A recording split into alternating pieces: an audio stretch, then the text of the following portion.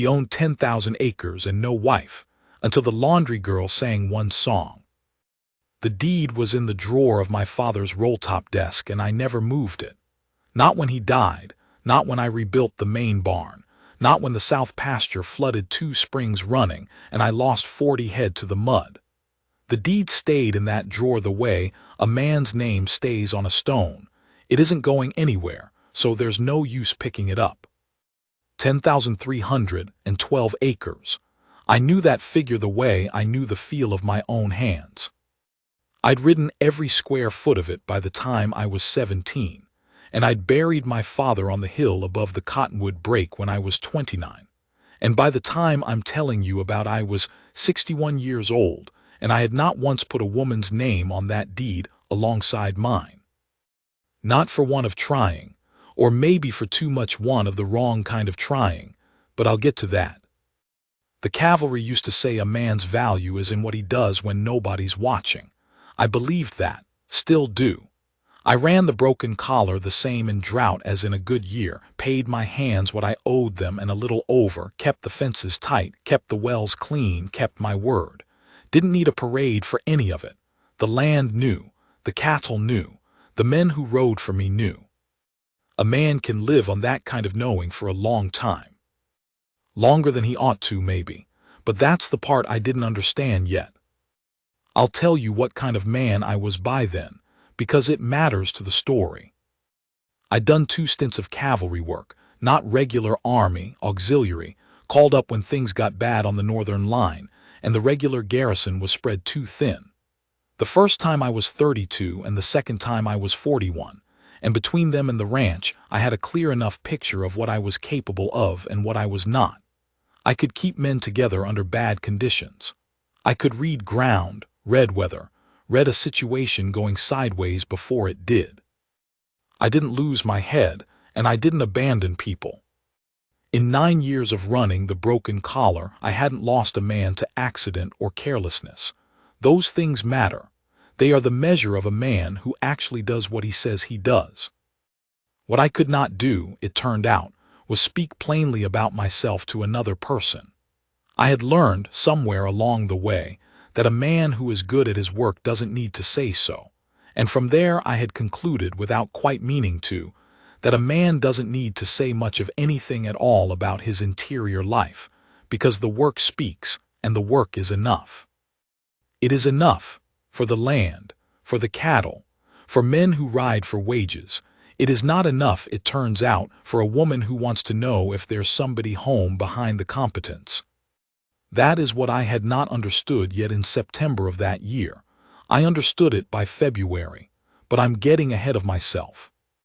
There was a woman in town named Hazel Greer. She did laundry for half the county, her and her daughter and a girl named Clary who boarded with them and helped work the tubs. The Greer operation ran out of the long shed behind the hardware, steam coming off it from 6 in the morning till the light went. Sheets and shirts and cavalry uniforms from the fort 2 miles north of town, strung on lines from the shed to the fence post and back. You could smell it from the street, lie in hot water and something underneath that I always thought smelled like clean, which sounds simple but isn't. I brought my dress shirts in twice a month. There was nothing remarkable about that. Half the single men in the county did the same. You handed your bundle to Hazel and she wrote your name in the ledger, and you came back Tuesday or Friday and picked it up and paid what you owed. 4 cents a shirt. That was the arrangement. Hazel's daughter, Nora, was married to a man over in the next county. The girl who boarded Clary, I didn't know much about her beyond her face, which was the kind of face that is hard to describe because it isn't remarkable in any one feature, but the whole of it is more than the parts. Brown eyes, good jaw, hair that was always pulled back tight when she was working and always coming loose by afternoon from the steam and the heat. She was, I don't know, 35, 37. Not a girl in years, but everybody called her the laundry girl, and she never seemed to mind it. She didn't talk much. That was what I noticed first. Hazel talked enough for both of them, told me about the weather, about the fort, about who was getting married, who was sick, whose bull had gotten through a fence. Clary handed you your shirts, took your money, wrote in the ledger, and that was all. She looked at you direct, which some women didn't, and she said what needed saying and nothing past it. I respected that without thinking about it much. This was in the autumn, September. The grasshoppers had come through in July and stripped some of the creek-bottom fields bare, but my pastures were up on higher ground, and I'd come through better than most. I had a crew of 15 men, a full barn, the note on the south well paid off, and I was, by any measure a man could honestly apply, doing all right. I knew that. I wasn't complaining about anything, not even to myself. But there was a thing about riding back out to the Broken Collar in the evening, with the light going gold behind the ridge and the dust settling behind the horses, and knowing that all you had to do when you got there was eat alone and sleep alone and get up and do it again. I don't mean I was miserable. I mean there was a space. The way a good saddle has a spot worn into it by one particular man's weight, and if you put a different man in it, he can feel that it doesn't fit him, that somebody else was here, somebody whose absence is still present. I had that. The thing with the song happened in early October. I'd come in to pick up shirts on a Friday afternoon, later than usual. There'd been a problem with the wire on the north fence, and I'd spent most of the day out there with 2 of my men, and by the time I got to town, the sun was already below the roof lines, and the street was in shadow. I tied up out front of the hardware and went around back to the shed. Hazel wasn't there.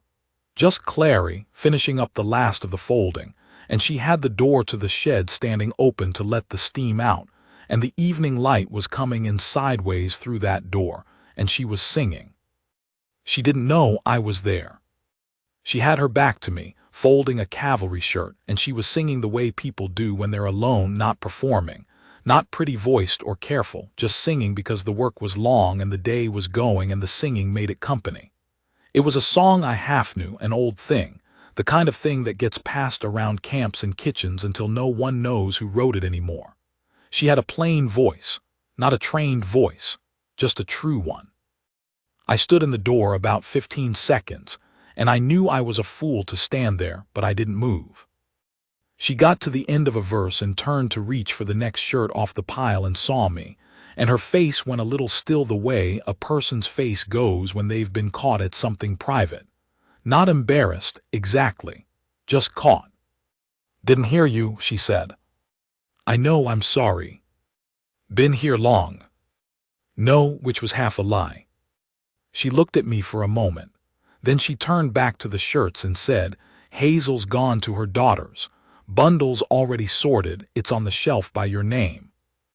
I got my shirts, paid her, wrote the amount in the ledger the way she showed me because her hands were still damp, went out to my horse and stood there a minute before I mounted. That's all it was.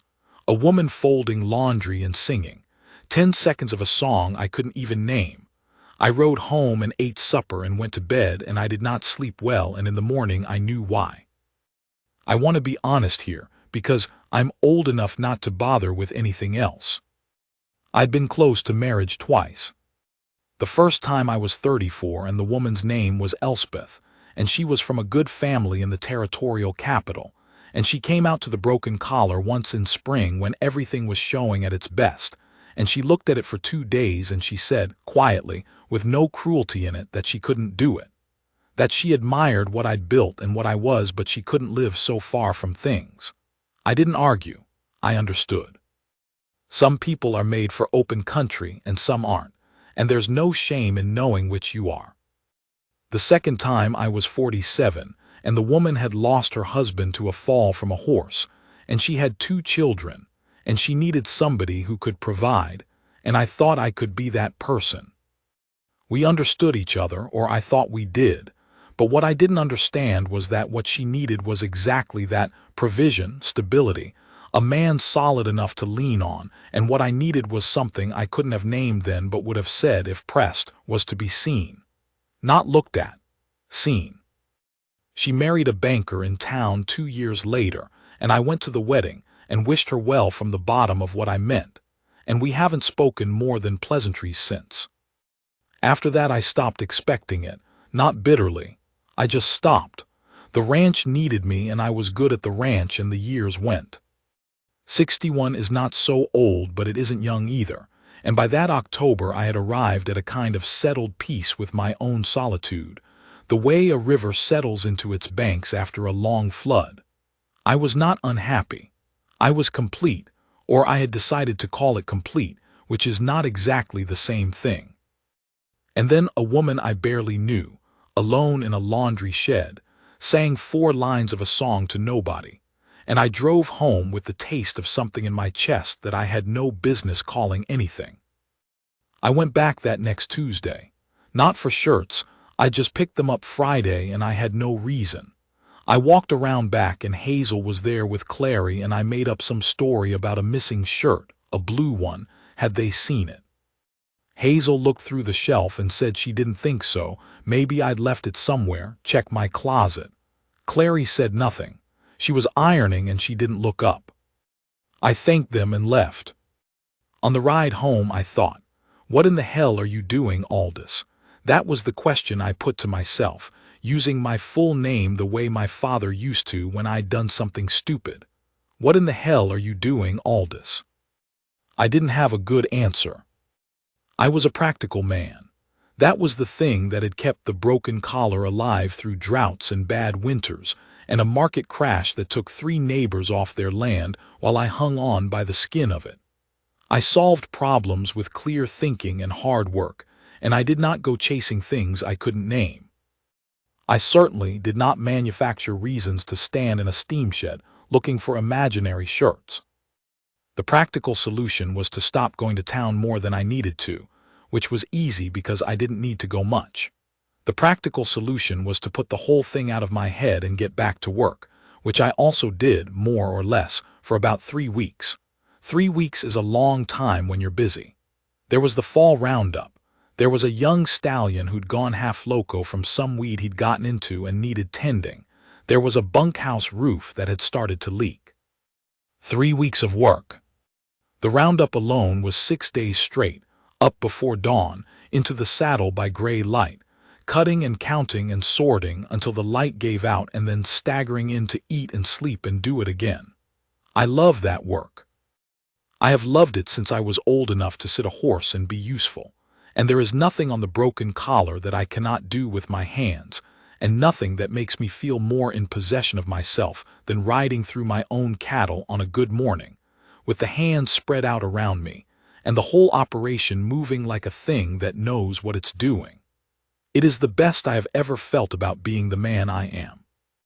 And it wasn't enough, not for 3 weeks in October when there was a stone in my boot. But the practical solution wasn't the solution because the thing didn't go anywhere. It sat in me the way a stone sits in a boot, not painful exactly, just present, just there every time you moved. Hazel Greer was not a discreet woman, and she liked me. And one afternoon when I came by, she made me a cup of coffee and told me without any preamble that Clary had come to her 6 years ago from up near the Montana line, that she'd been married young to a man who turned out to be no good, that she'd left him when she could and made her way south on her own, that she'd worked 3 different towns before landing here, and that she was one of the steadiest people Hazel had ever known.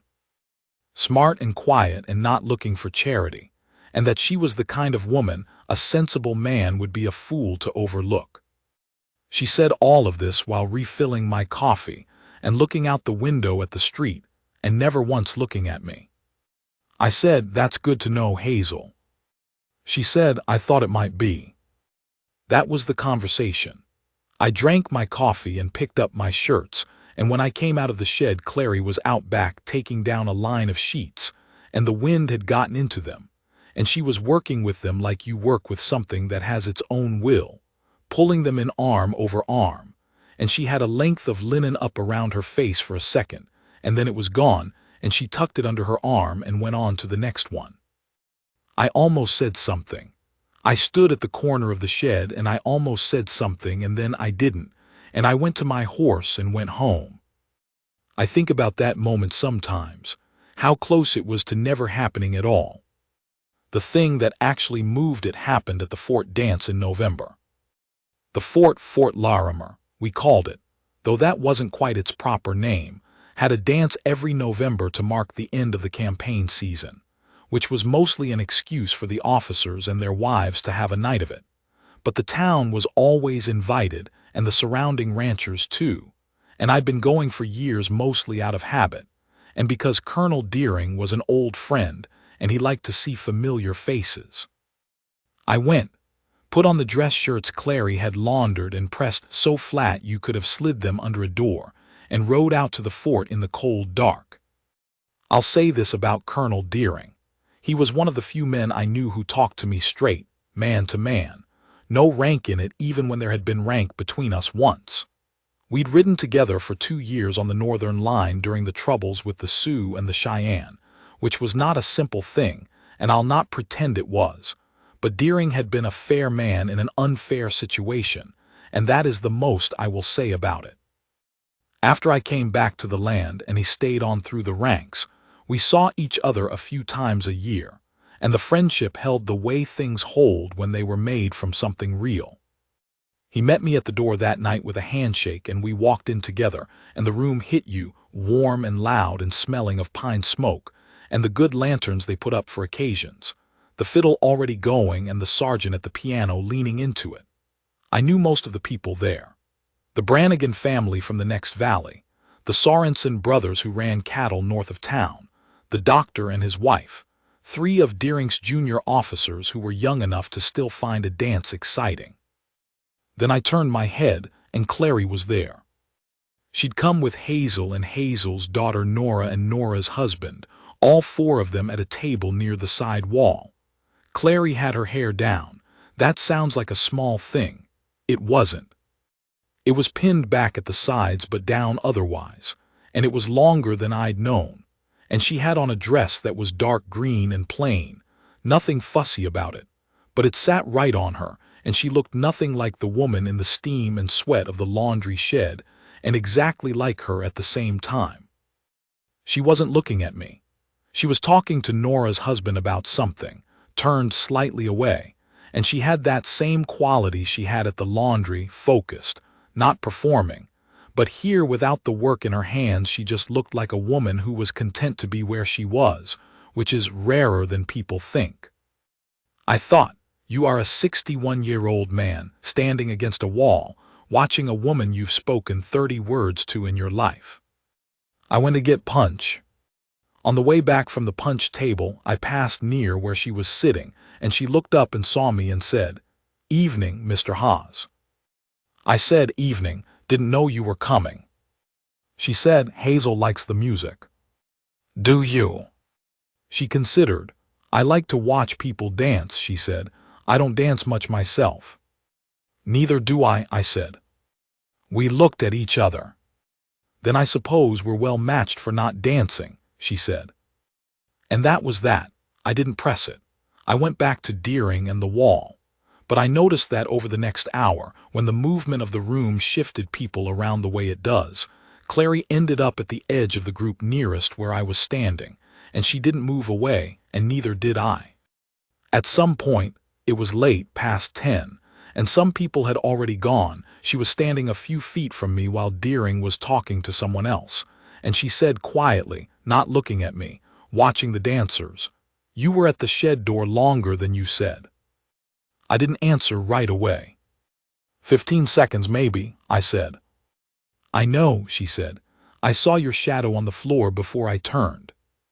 I didn't know what to say to that. "I wasn't bothered," she said. "I just thought you ought to know I knew." "Why?" She turned and looked at me then, steady and direct the way she always looked. "Because it changes what comes next," she said, "if anything does." Then Hazel called her and she went. I rode home in the cold and the dark, and I felt, I will tell you honestly, like a man who had been handed something and didn't know yet if he was strong enough to hold it. I let 2 weeks go by. I thought about what she'd said. I thought about it a great deal, and I turned it over the way you turn a stone over looking for what's underneath. It changes what comes next, if anything does. She wasn't asking for anything. She was telling me the door was there and she knew it was there, and if I was going to walk through it, I should do it knowing she was on the other side with clear eyes, not pretending to be surprised. That was the kind of woman she was. I was starting to understand that. I rode into town on a Thursday morning in late November, before the laundry was open. I went to the general store and I bought a tin of the good coffee, the kind Hazel had given me that day, and I went around back to the shed and knocked on the door frame even though the door was open. Clary looked up from where she was sorting. Hazel wasn't there yet. I brought coffee, I said, good kind. She looked at the tin. Hazel will appreciate that. I brought it for you, I said. Long pause. She put down the shirt she was holding. Mr. Haas. Aldous, I said, please. She looked at me for a moment. Aldous, she said, and my name in her mouth sounded different from how I'd been hearing it in my own head for 61 years, and I wasn't prepared for that. What is it you're working up to? I'd had 2 weeks to think about it. I'd run every version in my head, every careful, practical, sensible way to say a thing like this. All of it went. I want to know you, I said. That's all. I want to know who you are. And I'd like you to have the opportunity to know me, such as I am, and then judge for yourself what you make of it. She didn't smile. She didn't soften. She just looked at me the way she looked at everything, even clear, taking it in. That's honest, she said. I'm too old not to be. How old? 61. I'm 38. I know. That's a gap, she said. It is. She picked up the shirt again, turned it once in her hands. I've made bad decisions about men, she said. I'm not in a hurry to make another one. Good, I said. Neither am I. I'm not asking you to decide anything. I'm asking you to let me bring coffee on a Thursday morning and talk, if you want to talk. She was quiet for a little while. Outside, a horse went past the alley, slow, the hooves on the hard ground. Thursday mornings, she said finally. Thursday mornings, I said. All right, she said. I put the tin on the shelf near the door. I'll see you next Thursday then. She said, bring your own cup. I smiled going down the alley. I don't know if she saw it. So that's how it started. Thursday mornings for the rest of November and through December. I brought coffee and sometimes bread from the baker if I came through town early enough.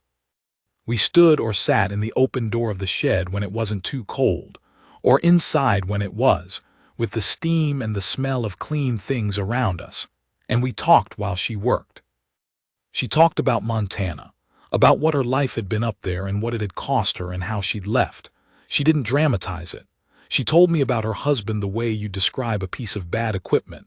Here is what it was, here is what it did, here is how I managed it, here is how I got clear of it. Matter of fact and final. She wasn't hauling it around as a wound. She'd settled the account with it and moved on.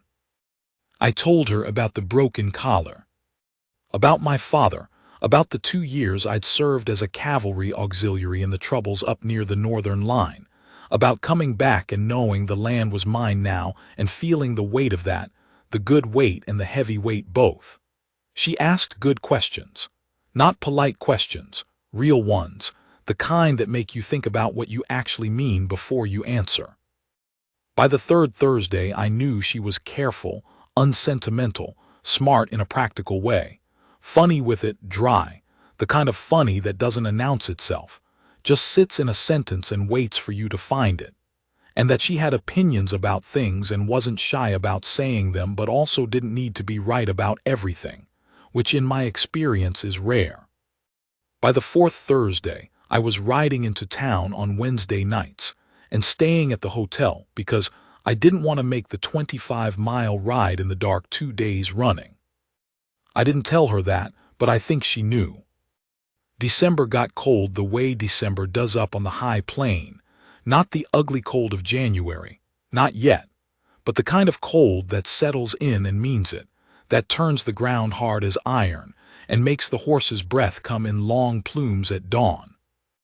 I had the winter work to do, patching, inventory, checking the line shacks, moving the older cattle closer to the home pastures where I could watch them. And it kept me at the broken collar most of the week, and the Thursday mornings in town became the thing I worked toward, which is a strange thing to say about standing in a laundry shed drinking coffee with a woman who was still keeping her distance from anything I hadn't already offered. She was careful, I understood it. She'd given herself to a man once on his word, and his word had turned out to be worth nothing, and now she was going slowly enough to be sure. I didn't push. I brought coffee. I talked to her like she was worth talking to, which she was, and I let the weeks turn. There was a Thursday in December when I got to town and found the shed closed. A note on the door in Hazel's handwriting, Nora taken sick, gone to her, and I stood there in the cold with my cup of coffee already in my hand, feeling like a fool. I was about to go when I heard my name and turned around, and Clary was coming around the corner of the hardware building. She'd seen me from the street. She hadn't gone with Hazel. I told her I'd hold down the orders, she said. Come around back. We sat inside the shed because it was too cold for the door, and she got the stove going. There was a small iron stove they used to keep the tubs from freezing up, and we sat on upturned crates with our cups and the warmth coming up from the stove and talked for 2 hours. Nobody coming. Nothing to do. Just the two of us in that warm shed with the smell of lye and clean linen, the small window going gray with afternoon light, the town quiet around us. She told me about a winter in Montana when the snow had come in October and not let up until March, and what that did to people. And I told her about a winter on the northern line when we'd been pinned in a way station for 11 days by a storm so bad you couldn't find your horse 10 yards from the door. She asked what we'd done for 11 days, and I said we'd played cards and told lies about our lives back home, and I'd read a Bible straight through twice for the first time in my life. She laughed at that, not the polite kind, the real kind, short and involuntary. And that was the first time I'd heard her actually laugh, and it was a good laugh, plain and quick. I went home that evening and lay in the dark and thought, you're in it now, Aldous, whatever this is. I started paying attention in a different way. Not to her, I'd been doing that, but to what I was doing with it. Every Thursday on the way in I thought about what I wanted to say, and then I got there and said something else, the real thing that was in my head, and that was what she responded to. A conversation with Clary was one of the only conversations I'd had in years where I didn't know what I was going to say next. She would ask something that opened a door I hadn't thought to look at, and I'd find myself standing in a room I didn't know was in me. She asked me once, this was January just before the bad cold, what I would have done if I hadn't had the land. I said I didn't know. She said everyone knows, they just don't always admit it. I thought about it. I said maybe I'd have stayed in cavalry work, not for the fighting but for the order of it, the clarity, someone in trouble and you either ride to them or you don't. She nodded and said that made sense to her. I asked what she'd have done if things had been different up in Montana, if she'd had a choice. She was quiet for a moment. Then she said she'd thought about teaching once. That she liked explaining things to people who actually wanted to understand. I said that sounded right for her, and she gave me that look, not a smile, just a look, where you can tell something landed, and we left it there. Those are the conversations I think about, not the big ones. The ones where you say a true thing and somebody hears it for what it is and doesn't turn it into something else. Hazel knew.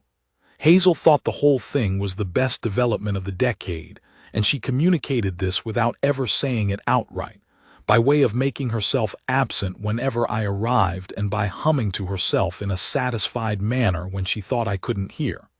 She was a good woman and I liked her for it. It was Hazel who told me what Clary had said about me.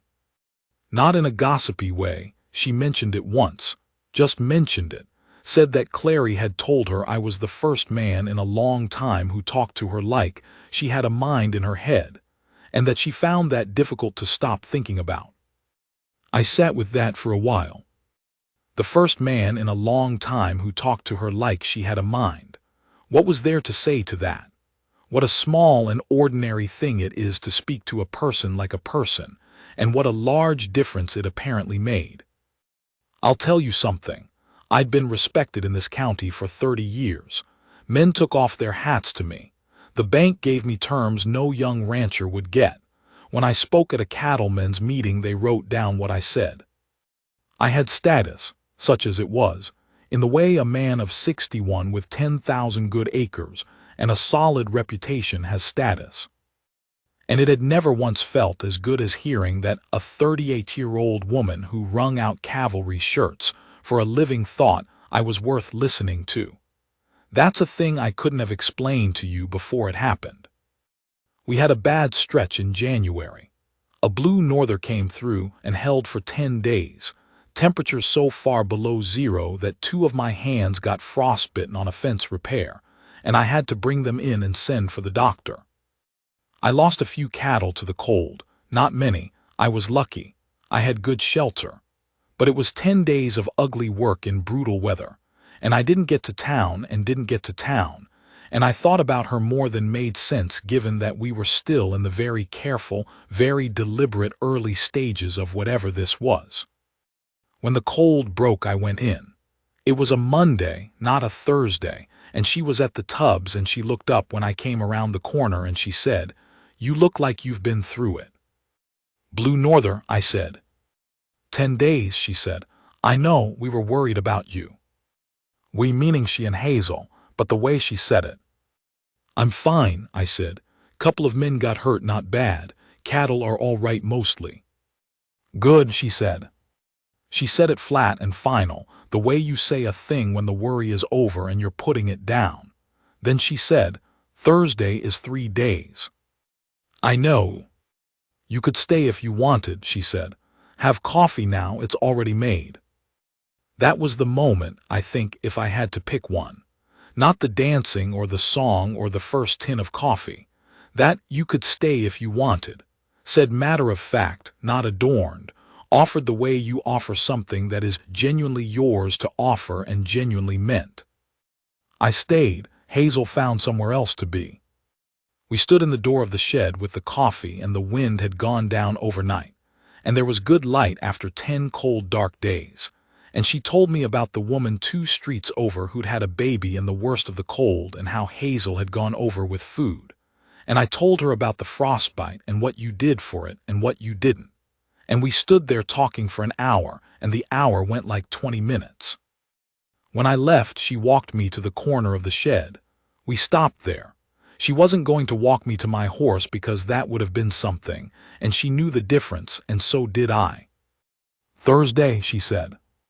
"Thursday," I said. And I put my hand out and she took it, just for a second, her hand still a little rough from the work and warm from the tubs, and we stood like that for one moment, and then she let go, and I went to my horse, and that was all. It was enough. That's what I mean when I say some things don't need to be large. February, March. Spring came the way it always does on the high plain, grudging and sudden. 3 days of mud, and then a morning when you wake up and the air has changed, and there is green in the creek bottom and the meadowlarks are back. By February, we weren't standing in the shed door anymore. By February, I was driving her out to Sunday dinner at the hotel when Hazel was with her daughter, just the 2 of us, and we'd sit across from each other in the dining room and eat and talk, and the other diners would look at us, and I didn't give the first care what they saw, which was its own kind of freedom. There had been a time when I minded what the county thought. This was not that time. In March, she came out to the Broken Collar for the first time. I picked her up on a Sunday morning and drove her out in the buckboard, 25 miles, and the country opened up the way it does when you get past town and onto the high grass, and she was quiet for a while looking at it, the way people are when land does something to them they weren't expecting. "It's big," she said. Not complaining, just accounting for it. "Gets bigger," I said.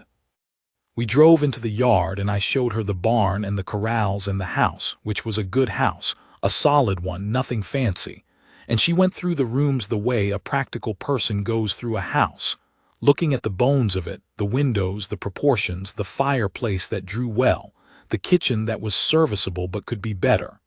Not decorating it in her head, I didn't think, just understanding it.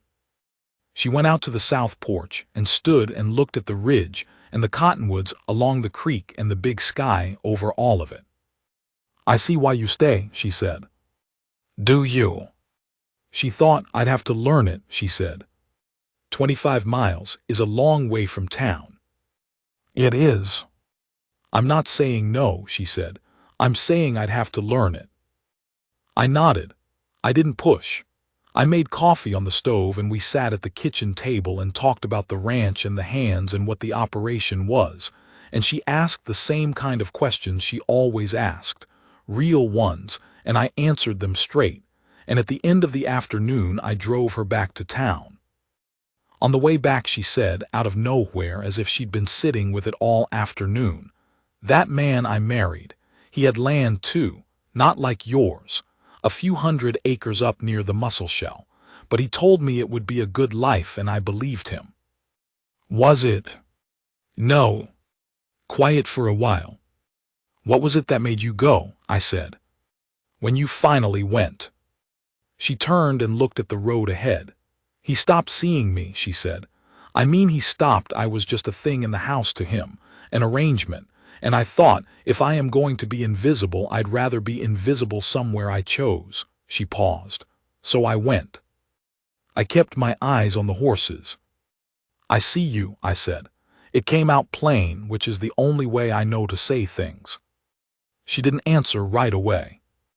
I know you do, she said. That's what I'm trying to figure out what to do about. We were married in June. I tell it quick because it doesn't need dressing up. She said yes on a Thursday morning in April, with her hands in a laundry tub and me standing in the door like I'd stood every week for months.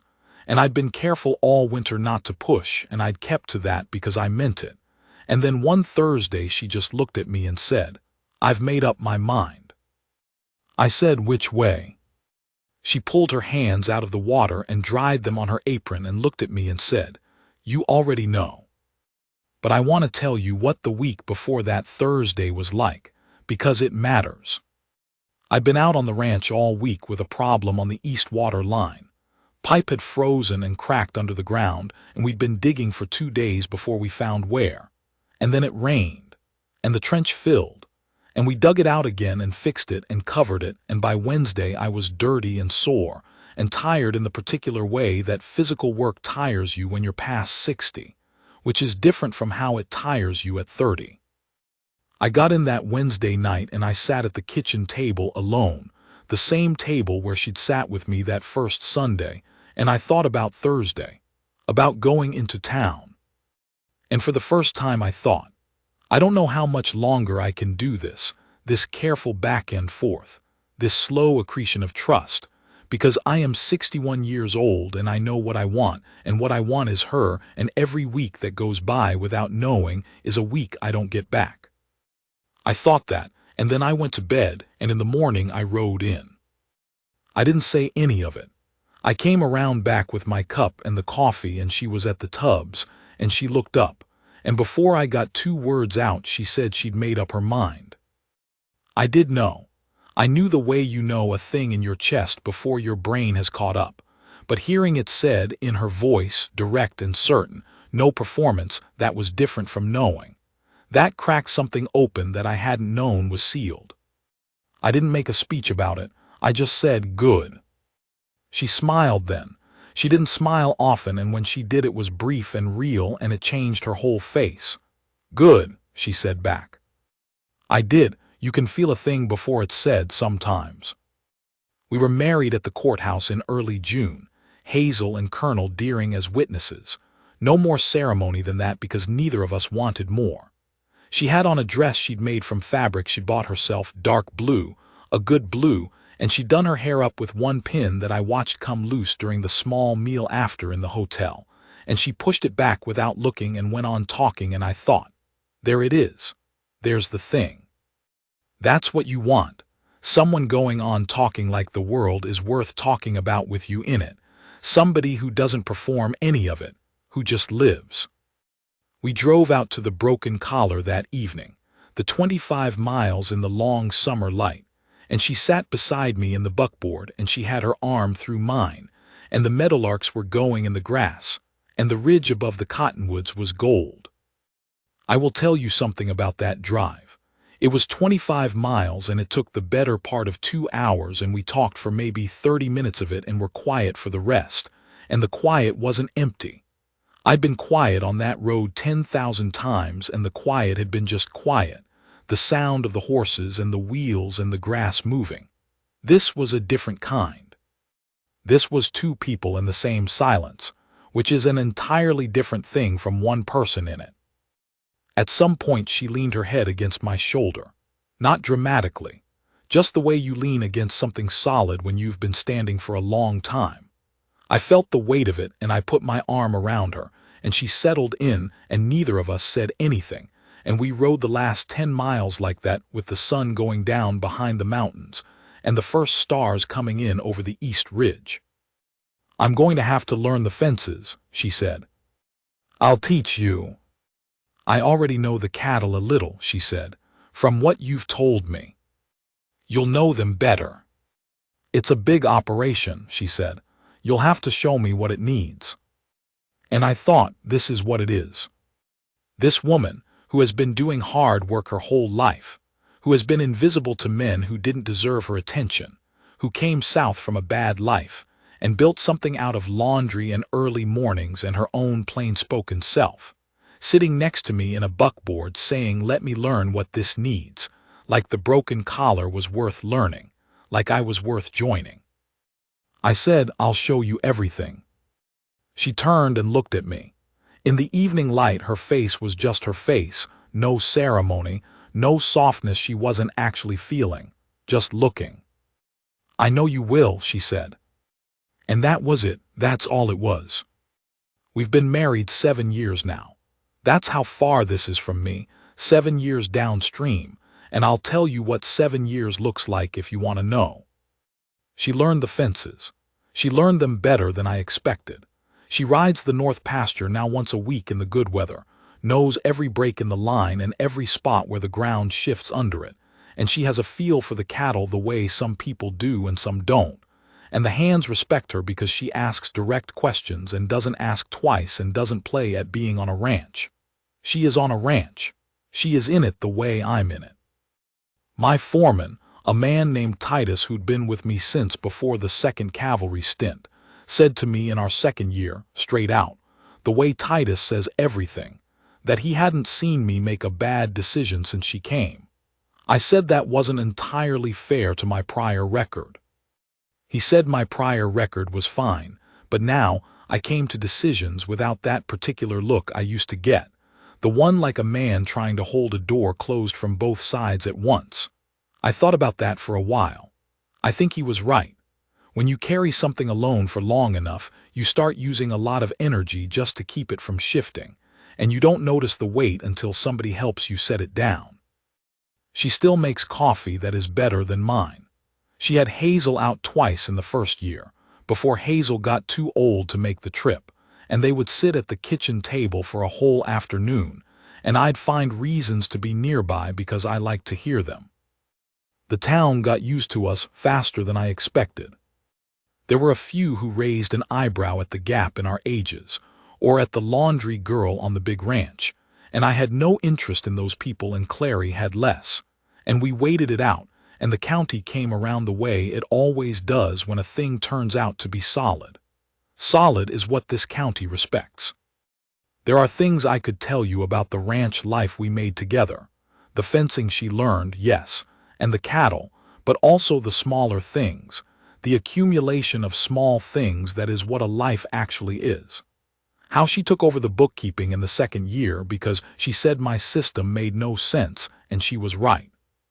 How she dealt with a hand who'd been skimming grain off the horse feed for 6 months, quietly and finally, before I'd even noticed, and came to me after it was handled to let me know. How she planted a kitchen garden the 3rd spring that by the 4th spring was producing more than 2 people could eat, and she started sending jars of things to town with the supply wagon without making anything of it. How she handled a Lakota family who came to the South Gate the 2nd autumn, A man and his wife and 2 children, moving through, asking if they could camp by the creek for 2 nights. I'd have given them the same answer I gave Clary. Yes, that's not a question. But she was there ahead of me, and she'd already said yes and brought out cornbread, and she was talking to the woman in the careful way you talk to someone whose language you don't share, a kind of gesture-and-face language, and the woman was talking back the same way, and both of them were getting more out of it than you'd have expected. I watched from the fence. That's another moment I keep. The county saw us at church, at the cattlemen's meetings, at the fort dances. We kept going to those, for Deering's sake, and then because we'd come to like them. People saw how it was between us, and they stopped looking sideways. That's what solid does over time. It just stands there until people stop questioning it. I'll tell you about one morning in the second year, because it is what I think of when I think of what the thing is, when you boil it all down. It was an early June morning, cold still from the night, and I was up before the sun the way I always am, and I went out to the yard to check on a mare that had been restless, and I stood there in the gray light with the smell of the horses and the grass coming up and the ridge beginning to show itself against the sky. After a while, I heard the back door, and Clary came out with 2 cups of coffee and a coat she'd pulled on over her nightgown, her hair down, feet in her boots without the laces tied proper. She handed me a cup without saying anything.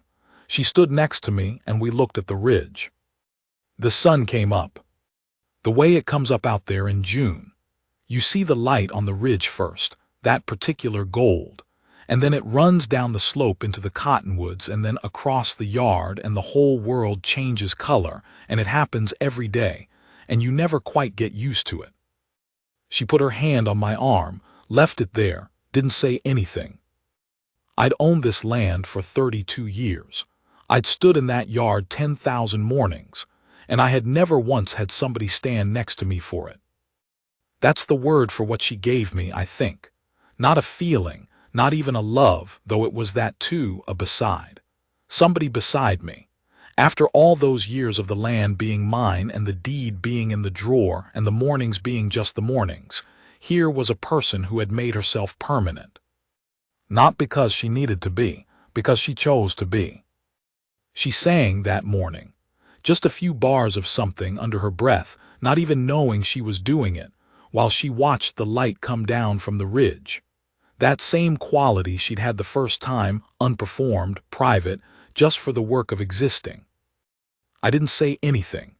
I just stood there, my arm warm where her hand was, the coffee in my hand, the light doing what the light does. 10,000 acres, and finally, after 61 years, a reason to come home to them. She sang 4 more bars and stopped, and she looked up at me and caught me with my eyes on her, and she didn't look away. "What?" she said. "Nothing," I said. She held my look for a moment the way she does, even and true, and then she turned back to the ridge. Her hand stayed where it was. That was all. That was the whole of it. But that's the word, I'll say it again. Beside. You can own every acre in a county, and if you stand in your own yard for 30 years and nobody's ever beside you, you don't know yet what you have. The deed is still in the drawer of my father's roll-top desk. I've thought about moving it, about writing her name on it. We talked about it practically, the way we talk about practical things, and she said she didn't need a piece of paper to know what was hers, and I said I know, and I meant it, and the deed stayed where it was. But I think about it sometimes. About putting her name there in the county record. Not for legal reasons, but because when someone looks at that land in 100 years, I want them to see that a man named Aldous Haas held it, and beside him was a woman who chose it with her eyes open, who came to it from hard country, who made it more than it was before she arrived. Maybe I'll do it yet. She'd shake her head at me and call it sentimental. She'd be right. I'm allowed to be once in a while. I know now,